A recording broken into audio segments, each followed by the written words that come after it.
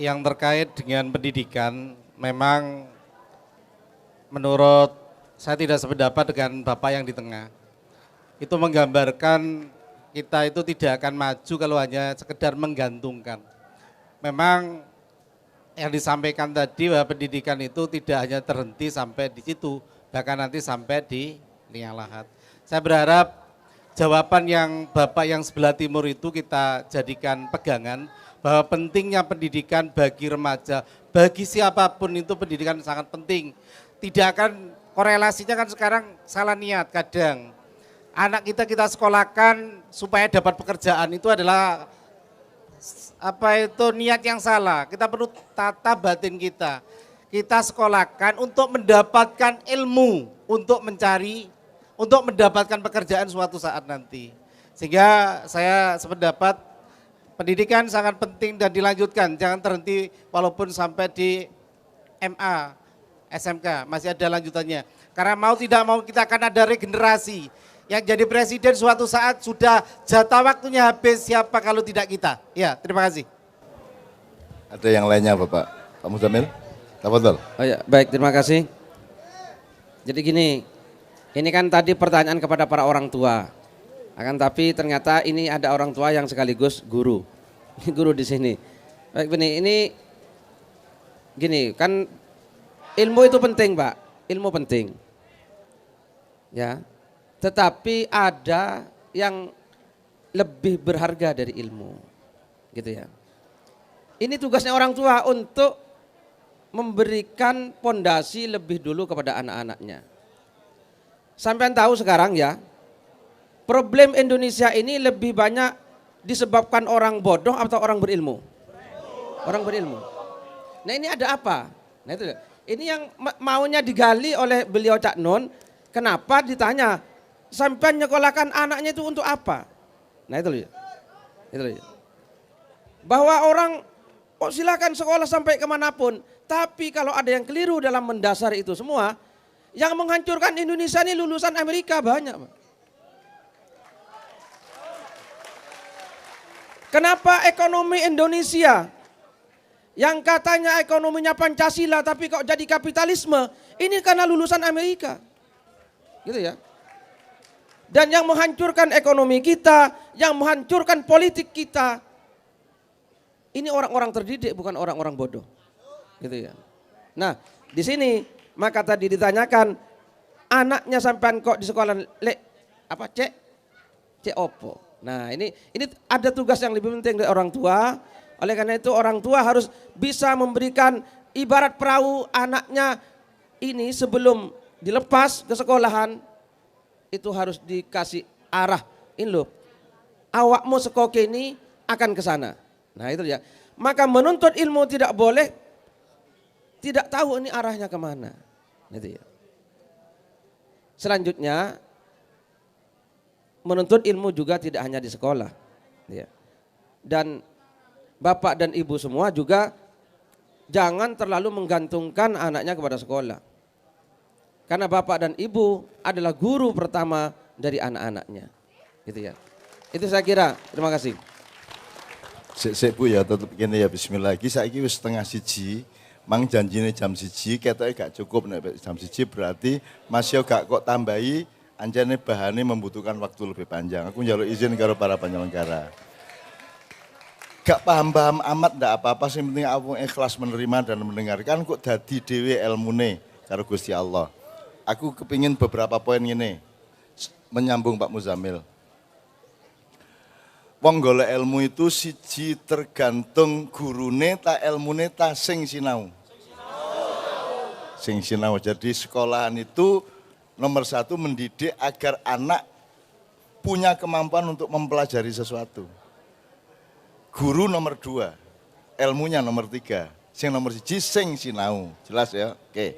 Nah, menungso kabeh sinau. Siapa pihak yang pertama sekali menyinauni ta muruk menungso? Allamal insana malayam surat apa?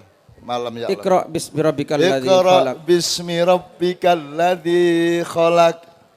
Khalaqal Insana min. Jadi ayat pertama itu Iqra duduk alim, bukan wuru ono tapi sinawo. Jadi kewajiban sekolah itu murui arek cek iso sinau. Duduk diso itok, tapi dipancing di apa jenenge diolah cek arek iku pinter sinau. Mergo sinau tadi menurut beliau minal mahdi ilal lahdi, itu siji. Jadi alamal insana ma lam ya'lam siji. Jadi teman-teman sekalian, satu kita sudah tahu bahwa yang nomor satu adalah sing sinau, duduk sing murui, duduk ilmune. Jelas ya?